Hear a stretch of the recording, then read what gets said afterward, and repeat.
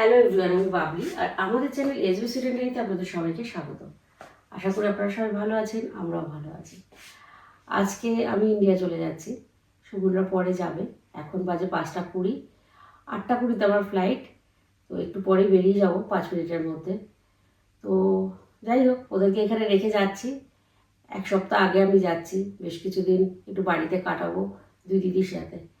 সকালবেলা চা একটুখানি খেয়ে নিচ্ছি, তাহলে ঘুমটা কেটে যাবে। এই সময় ওঠা আমার অভ্যাস নয়, আজকে যাবো বলে এই সময় উঠেছি।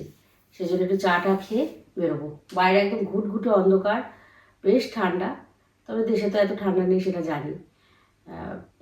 আশা করছি খুব ভালো ঘুরবো, সবাই মিলে খুব এনজয় করবো। দুই দিদির সাথে মা মারা যাওয়ার পরে মানে সেইভাবে পড়েই তো কথা, আর তো দেখা হয়নি। তো বেশ কয়েকটা দিন কাটিয়ে আসবো, একটু 3 বোন একান্তে কিছুটা টাইম কাটাবো, এটাই আশা করে যাচ্ছি। যাই হোক, এখন বেরিয়ে পড়তে হবে।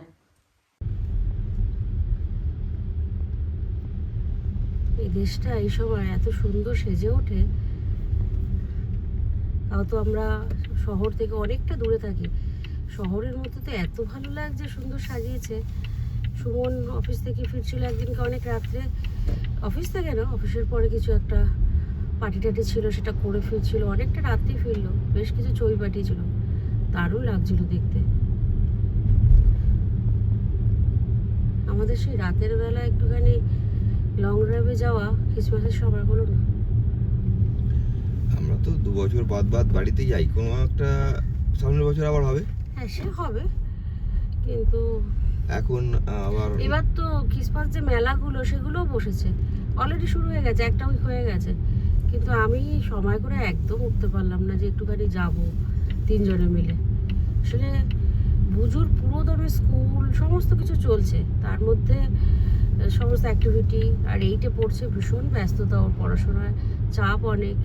তো সব কিছু নিয়ে শনি রোববারটা জানি ছুটি হলো, কীভাবে জানি কেটে যাচ্ছে। আর যেহেতু দেশে যাব, একটু কেনাকাটিও ছিল, সব কিছু করে বেশ অনেকটা ব্যস্ততায় কেটেছে।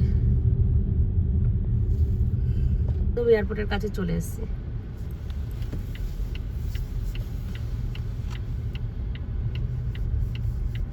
এই যে অরল্যান্ডো এয়ারপোর্ট।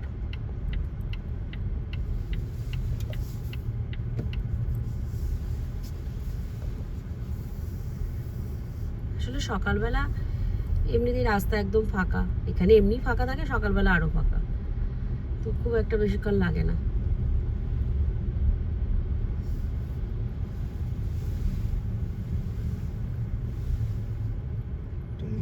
বোর্ডিং পাস পেয়ে গেছি, আর 1.5 ঘন্টা বাদে ফ্লাইট। তো সুমন এখন বাড়ি ফিরে যাবে, আর আমি সিকিউরিটি করে ভিতরে যাব। মেয়ে বাড়িতে আছে, ও স্কুলে যাচ্ছে, ও উঠে রেডি হচ্ছে, ফোন করে বললো। তো আজকের মতো যাত্রা শুরু। ইন্ডিয়া যাই, গিয়ে কিছুদিন বাড়িতে থাকি, তারপরে একটু প্ল্যান আছে অনেক কিছু, সুমন আর আমাদের সবার। তো সেসব হবে, তখন সেগুলো আপনাদের সাথে শেয়ার করব। এখন সিকিউরিটি করতে হবে, টাইম হয়ে গেছে। তো পরে আবার দেখা হবে।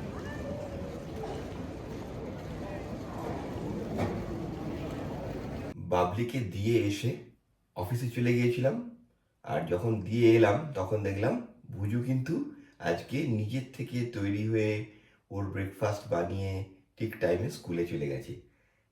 একা একা থাকলে অনেক কিছুই নিজে করে নেয়। যাই হোক, এখন সন্ধ্যাবেলা অফিস থেকে ফিরে এসেছি, এবারে আমাকে একটুখানি রান্না বান্না করতে হবে। আমি জেনারেলি যে সমস্ত রান্নাগুলো করি, টুকটাক বাড়ির ফ্যান্সি রান্না, কিন্তু এখন তো রেগুলারের রান্নাও করতে হবে। ভুজু বলল কি যে রুই মাছ আছে, রুই মাছ দিয়ে কালিয়া বানিয়ে দাও। তা আমি ওকে একটুখানি কালিয়া বানিয়ে দেবো। আসলে এই সময় তো স্কুলেতে ছুটি পাওয়া যায় না। এখানকার স্কুলের নিয়ম হচ্ছে ম্যাক্সিমাম 10 দিন বছরে ছুটি দেবে, যদি না শরীর খারাপ হয়, এবং সেটা অনেক আগের থেকে অ্যাপ্লাই করতে হয়। ওরা স্কুলের অ্যাটেন্ডেন্স দেখে, স্কুলের বাচ্চাদের কি, বাচ্চারা রেজাল্ট করছে, কীরকম পড়াশোনা করছে, সেগুলো দেখে, দেখে প্রিন্সিপাল ডিসাইড করে ছুটি পাওয়া যাবে কিনা। আমার মনে আছে 2019 সালে যখন আমার দাদার মেয়ের বিয়ে হয়েছিল, তখন আমরা প্রায় 45 দিনের জন্য গিয়েছিলাম। তখন ভুজু ক্লাস 1-এ পড়তো, কিন্তু স্কুলে ছুটি পাওয়া যায়নি। সেই নিয়ে অনেক রকম টেনশন হয়েছিল, ঝামেলা হয়েছিল, স্কুল থেকে বলা হয়েছিল যে প্রত্যেক দিন তাদেরকে ইনফর্ম করতে যে স্কুলে আসবে কি আসবে না ইত্যাদি ইত্যাদি। তো যাই হোক, সেই জন্য আমি আর ভুজু নেক্সট উইকে বাড়ি যাব, কলকাতা যাব। কারণ তাহলে কি হবে, ওই ডিসেম্বর মাসে ক্রিসমাসের যে ছুটি পড়বে তার আগে 10 দিন ছুটি হবে। আর একটা কথা হচ্ছে, ভুজু এখন ক্লাস 8-এ পড়ে। তো ক্লাস 8 অন্যান্য দেশের মতো এখানেতেও পড়াশোনার প্রচণ্ড চাপ, প্রত্যেক সপ্তাহতেই ওদের কিছু না কিছু পরীক্ষা হয়। এবার ও যদি এই টাইমটায় বাড়ি যায় তাহলে ওর যে পরীক্ষাগুলো হবে সেই পরীক্ষাগুলো ও দিতে পারবে না। কিছু কিছু ক্ষেত্রে হয়তো অন্য সময় পরীক্ষাগুলো নেওয়ার ব্যবস্থা করবে, অনেক সময় করেও না। তার ফলে ওর স্কোরেতে একটা ইম্প্যাক্ট করতে পারে এবং সেটাও ও চায় না। তাই জন্য সব মিলিয়ে আমরা ঠিক করেছি আমরা পরে যাব। আর বাবলির যেহেতু কাজ আছে, ও একটু আগে চলে গেছে।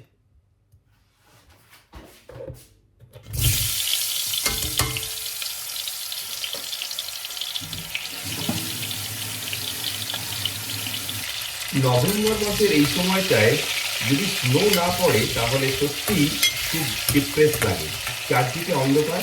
এই দেখুন, অফিস থেকে এসছি মোটামুটি 5:30-6টা, 3টের সময় থেকেই অন্ধকার হয়ে গেছে। বুঝু যখন স্কুলে যায় আর স্কুল থেকে ফেরে, দুটোই কিন্তু অন্ধকারের সময়। আর স্নো বাবাজি সেই যে একবার এসেছিল, দুটো ব্লগ আগে আপনাদের দেখিয়েছিলাম, তারপরেতে কিন্তু গায়েব হয়ে গেছে। আর তারপরেতে স্নোয়ের দেখা নেই। জানি না এবছরে কবে স্নো আসবে। তবে এবছরে কিন্তু নর্দার্ন লাইটস বা অরোরা দেখার খুব ভালো প্রেডিকশন আছে। এবছর নাকি অনেক বছর পরেতে অনেক ভালোভাবে এবং অনেক বেশি জায়গায় অরোরা দেখা যাবে। তবে আমরা যেহেতু স্টকহোমে থাকি, সেহেতু এখানে লাইট পলিউশন এত বেশি, অরোরা এখান থেকে দেখার সম্ভাবনা খুব কম।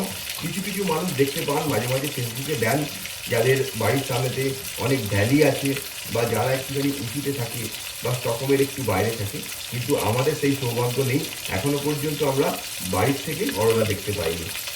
তবে ইচ্ছে আছে এবছরে দেশ থেকে ফিরে এসে যদি সময় পাই তাহলে উত্তরের দিকে বা নরওয়েতে কোনো সময় যাব একটু অরোরা দেখতে। বাবলি তো প্রায়ই বলে যে আমরা তো ওখানে গিয়ে এক সপ্তাহ মতো থাকতে পারি। আসলে ভুজিটার তো ছুটি পাওয়া যায় না। আর ও যেহেতু বলছিলাম একটু আগেই যে পড়াশোনার অনেক চাপ, তাই আমরা আর মানে এইরকম পরিকল্পনা করে উঠতে পারি না। অনেক সময় কী হয়, নর্দার্ন লাইটসের প্রেডিকশান থাকে কিন্তু দেখা যায় না, অনেকটা সেই জঙ্গলে বাঘ দেখার মতো, কখন দেখা যাবে কেউ জানে না। যারা থাকেন লুডিও, মিও, কিরুনা এই সমস্ত জায়গায় সুইডেনের উত্তরের দিকে, তারা তো প্রায় দেখতে পান।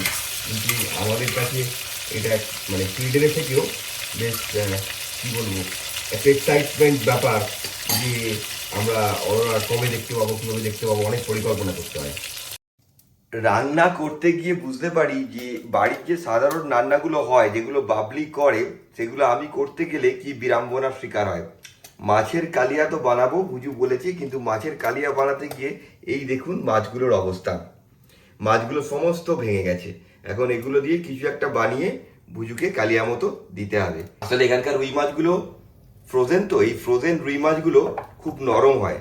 এগুলোকে ভাজার জন্য অনেকটা তেল দিয়ে অনেকটা ওয়েট করে তারপরেতে অনেকটা ম্যারিনেট করার পরেতে ভাজতে হয়।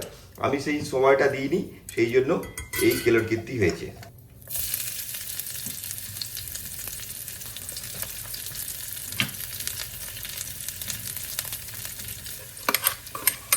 এবারে দেশে গেলে একটা মিক্সার গ্রাইন্ডার, একটা প্রেসার কুকার, এই সমস্ত আনতে হবে। একটা বড় লিস্ট করা হয়েছে। আর সবথেকে বড় কথা হচ্ছে মাটির দইয়ের কটা বেশ ভালো হাঁড়ি আনতে হবে। সেগুলো অনেকের ডিমান্ড আছে দই খাবার, তাদের জন্যে। জানি না কীভাবে নিয়ে আসবো, দেখা যাক।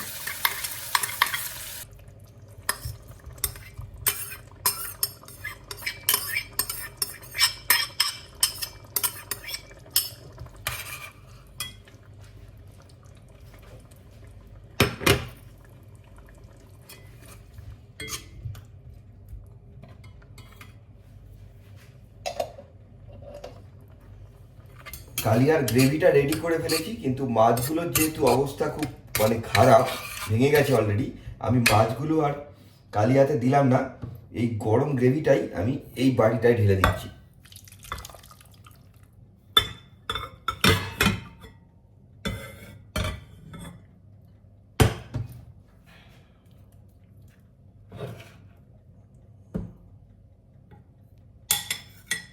আশা করি ব্যাপারটা ম্যানেজ হয়ে যাবে।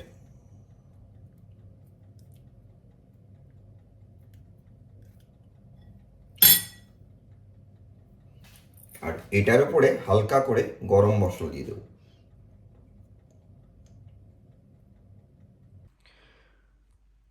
ভুজুকে খাবার দিয়ে দিয়েছি। এই শাকটা তো বাবলি করে গিয়েছিল, মামা করে গিয়েছিল তো শাকটা। হুম, ডালটা আর মাছটা আমি করেছি, তুমি খেয়ে বলবে কেমন হয়েছে। মাছটা কিন্তু আজকে একটু ভেঙে গেছে, ম্যানেজ করে নাও। হয় মাছ ভেঙে যায়। আচ্ছা ঠিক আছে, খাও।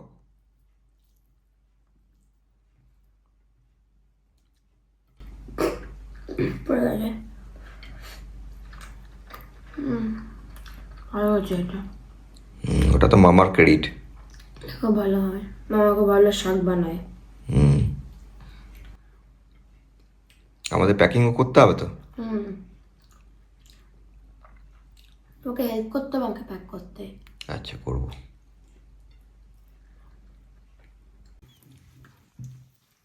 ঠিক আছে, হ্যাঁ মাছটা দিই।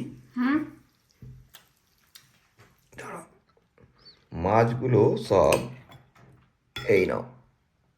ভালো দেখতে লাগছে, ভালো গন্ধ বেরোচ্ছে। গন্ধ বেরোচ্ছে, কেমন দেখতে লাগছে জানি না। বাবা, looks doesn't matter, what's in the inside matters. আচ্ছা ঠিক আছে। এত চিজি করে বললাম, এটা প্রেশার সেটা। ব্যাস, ব্যাস ব্যাস ব্যাস না। এই একটা মাছ, ছোট্ট মাছ। মাছগুলো তো সব ছোট হয়ে গেছে, এবার খেয়ে দেখো। তো বড় একটা অনিয়ন দিয়েছো। তাই অনিয়নটা সাইড করে দাও। করে দিয়েছি। কেমন হয়েছে? খুব ভালো। ঠিক আছে, তাহলে খেয়ে নাও।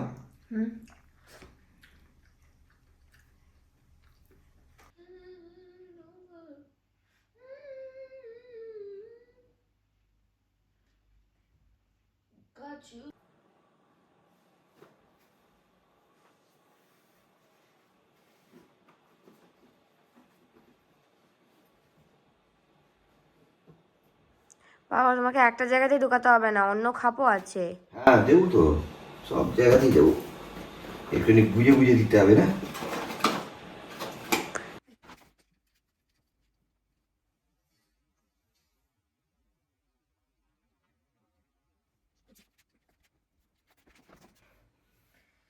আর কিছু প্যাক করতে হবে আমার দিকে, আমার জন্যে। তুমি একটু ভাবো আর কিছু করতে হবে কিনা।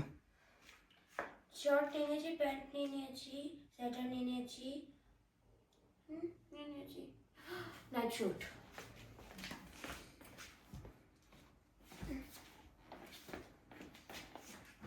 একটা নাইট স্যুট নিয়ে আসি। না মামা ওখানে জন্য কিনছে, একটাই লাগবে। আচ্ছা হ্যাঁ ঠিক আছে, তাহলে কি মোটামুটি আমাদের প্যাকিং কমপ্লিট? আমার হয়ে গেছে, তোমার জন্য প্যাক করতে হবে এখন। তাহলে তুমি কি হেল্প করবে? করতে হবে তো।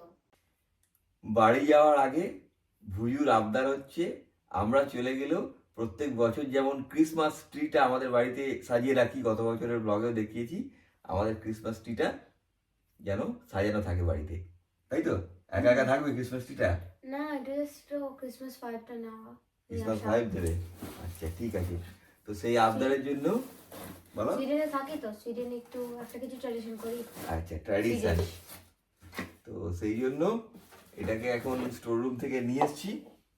বাবলি বলে গিয়েছিল যে না এটা আর এবছর লাগাতে হবে না, তো যাই হোক বুঝুর আবদার, এখন আমরা এই ক্রিসমাস ট্রিটা লাগাবো,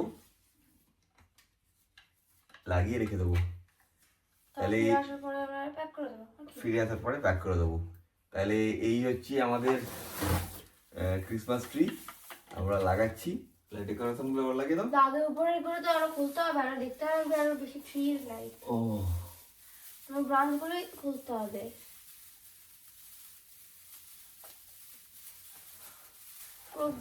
ব্রাঞ্চ টপ আছে তোমাকে তো।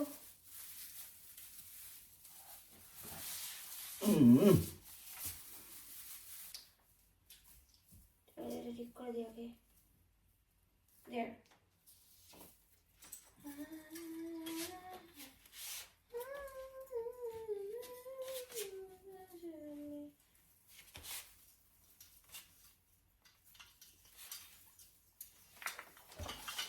নামিয়ে দিতে তোকে নেমে গেছে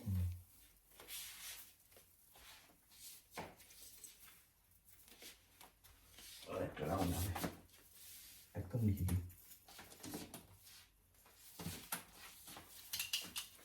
একদম নিচে দিই রাউন্ডটা দিই এটা আটকে আছে হ্যাঁ ইয়েস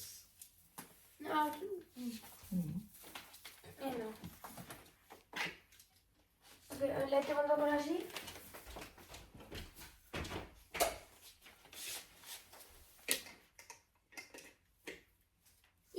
কি সুন্দর হয়ে গেছে ইয়েস